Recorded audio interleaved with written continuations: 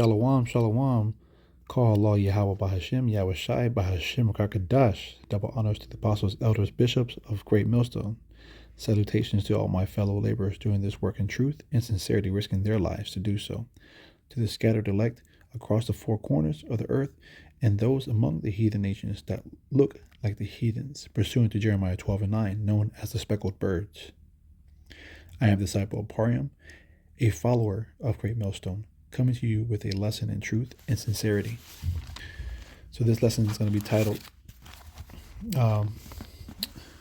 Man of Lawlessness.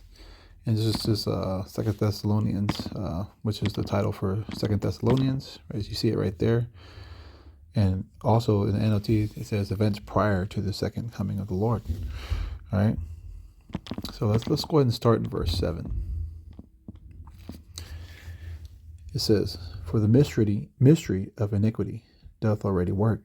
Only he who now letteth will let until he be taken out of the way." Okay. And that's not going to be by our hands. That's going to be when the Lord comes. All right. For vengeance is the Lord's, not ours. All right. So I'm going to go to verse 8.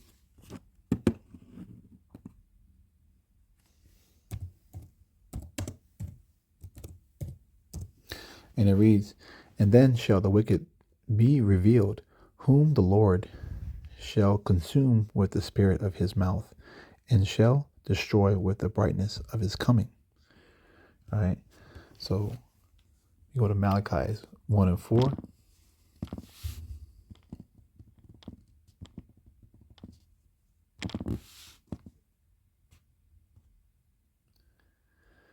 And it reads,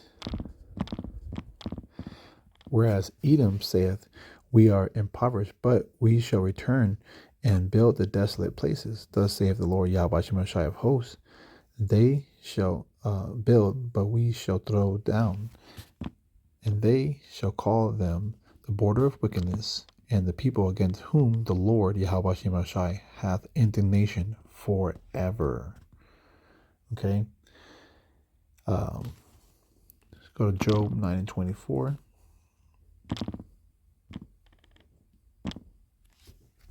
No, it's lucky.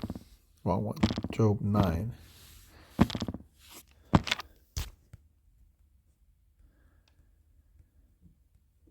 And it reads, "The earth is given to the hand of the wicked. He covereth the faces of the judges thereof. If not, where and who is he?" We should be asking these questions, right? Because there's something I'm going to read later on that's in their actual scriptures and their Bible dictionaries. These are their scholars that are saying these words, right? So with that said, I want to go ahead and go to Genesis 25. This is going to further prove this point right here.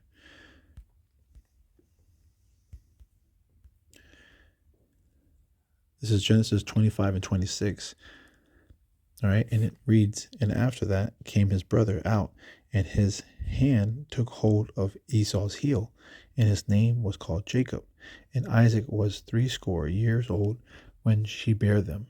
When you go to that word Esau, people say, "Oh, it just means hairy," right? But there's more to this. Okay. So I want to break this down.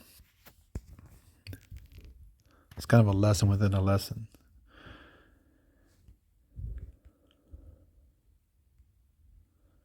So it's H6215, and it says Aishar. All right, Aishawa. All right, and that's Esau. All right, you'll see here it says Harry, but this is incorrect. That's why you have to actually go into the meanings of these words and dig deeper. Some of these words are jumbled within the Septuagint, right? Because Harry is actually going to be Strong's H8163, and I'll prove that.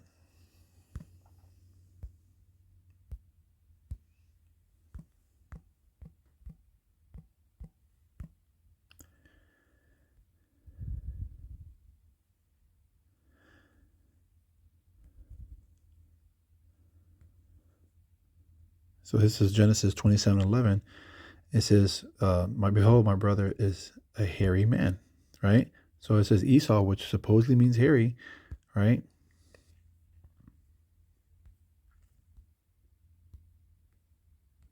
So why didn't they just use it twice there? And you see this right here. It says Sha'ai uh, Sha'ayar, so like Sha'ayar. All right, and it means that's the actual term for hairy. But now, if you want to find how he's read in hairy, right? We go to Psalms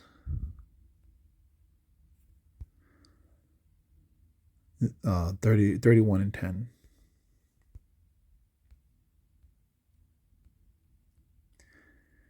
It says, "For my life is spent with grief, and my years with sighing. My strength faileth because of my iniquities, and my bones are consumed." All right? And so that word, consumed, this is the word that the father of Jacob and Esau yelled out, right? When he saw Esau, is Aishash or Aishashwa, right? It means to waste away, fail, or wasted away is he, okay?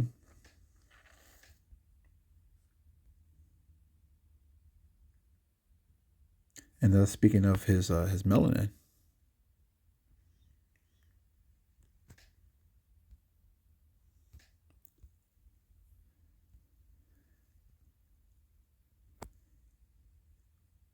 You see here it says Aishashwa, right?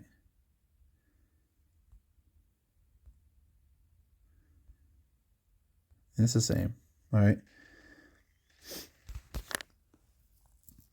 So now I want to go to verse 9.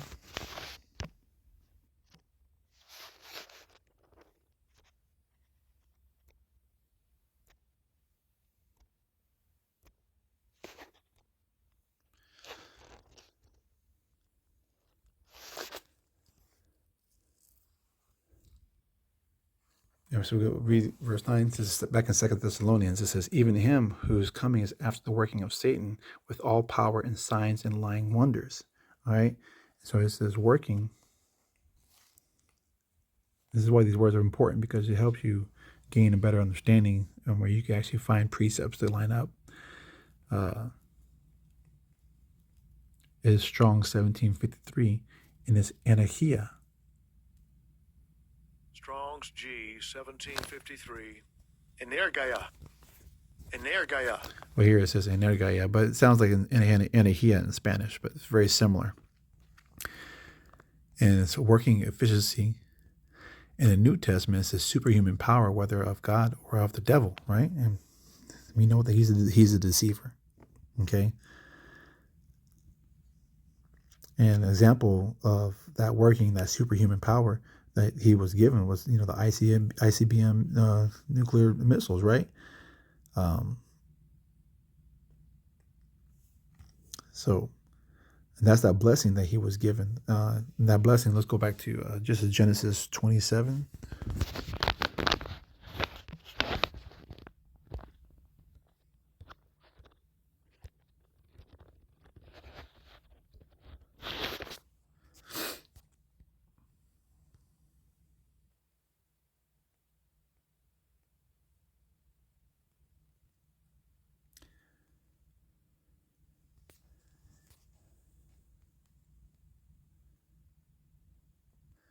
I'll read. I'll start. I wouldn't start at 33. I was going to start at 38, but I just kind of wanted to bring on another point. It says that Isaac trembled very exceedingly and said, "Who, where is he that have taken the venison and brought it to me? And I have eaten of all before thou comest, like it camest, and have blessed him. Yea, and he shall be blessed." And when Esau heard the words of his father, he cried with a great and exceeding bitter cry, and said unto his father, Bless me, even me also, my father. So he's like complaining. He's like, well, I brought, I didn't eat the venison, but please bless me. He's like, he has a, it's like a sorrowful, spirit, like a whiny spirit. And he said, Thy brother came with subtlety and have taken away thy blessing. When really the Lord, it was the one that blessed Jacob. He made these things to be so. Because the mother loved Jacob. Okay. And we know that Jacob's name before was supplanter. He supplanted Esau. Oh,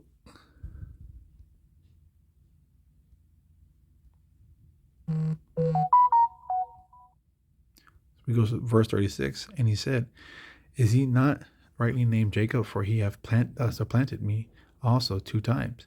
He took away my birthright, and behold, now he hath taken away my blessing. And he said, Hast thou not reserved a blessing for me? So he didn't want to come in the spirit to accept that blessing that his brother was given, and just to be humble. So basically, since then forth, he's been trying to usurp and to get back his blessing. Okay, into the very end. It hasn't happened yet, and it's not going to happen. Okay.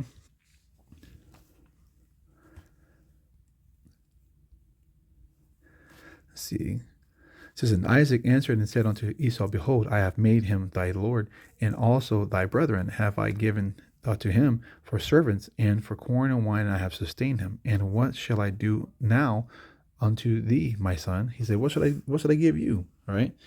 And Esau said unto his father, Hast thou not but one blessing, my father? Bless me even also, O my father. And Esau lifted up his voice and wept. And Isaac, see, he just couldn't accept it. All right. So, and Isaac, his father answered and said unto him, Behold, thy dwelling shall be the fatness of the earth, and of the dew of the heaven from above. And by the sword, key word, shalt thou live, and shall serve thy brother, and it shall come to pass when thou hast shall have the dominion, that thou shalt break his yoke from off thy neck. All right, so he's ruling with the sword, with the military, with the modern day gun. Okay. In verse 41, and Esau hated Jacob because of the blessing wherewith his father blessed him. And Esau said in his heart, The days of mourning my father are at hand. Then will I slay my brother Jacob. Okay.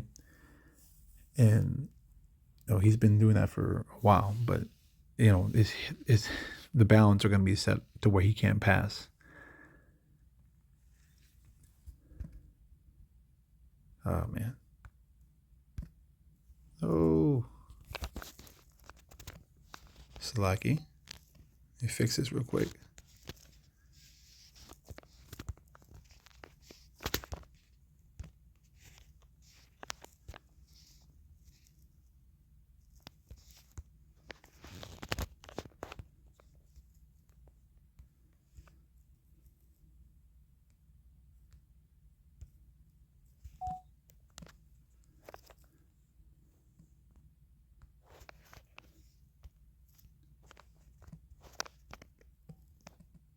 There it goes. So now let's go back to 2 Thessalonians verse 2 and 9. Let's see, where was that? Yeah, so I wanted to go into that word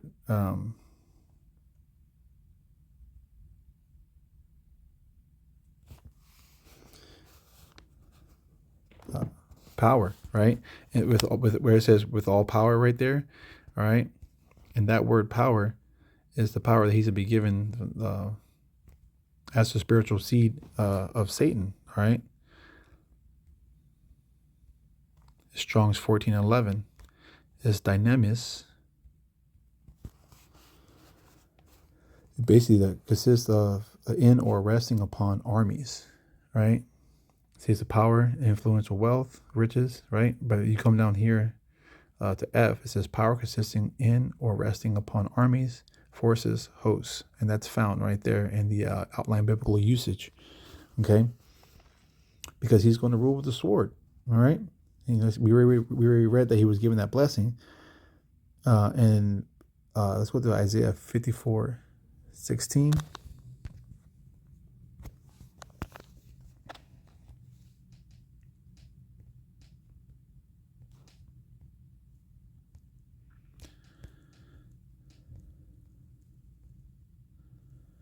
It says, behold, I have created the smith that bloweth the coals in the fire, and that bringeth forth an instrument of his work, and I have created the waster to destroy. All right. And did not, I believe, Oppenheimer say, I am the waster, right? Roughly paraphrasing. And the Lord created these things, for a reason, for a purpose, Because again, they were given that blessing with the sword. And I'm going to go ahead and read this right here. So this right here below is the Zondervan Dictionary Bible. This is what I was talking about earlier in the lesson. And it goes over Esau, Edom, and the future of Esau, Edom, or Idumea. And I'm going to read this right here. It says, Edom figures prominently in the prophetic scriptures as the scene of great future judgments. And it gives you, look at that. See notably Isaiah 34:5.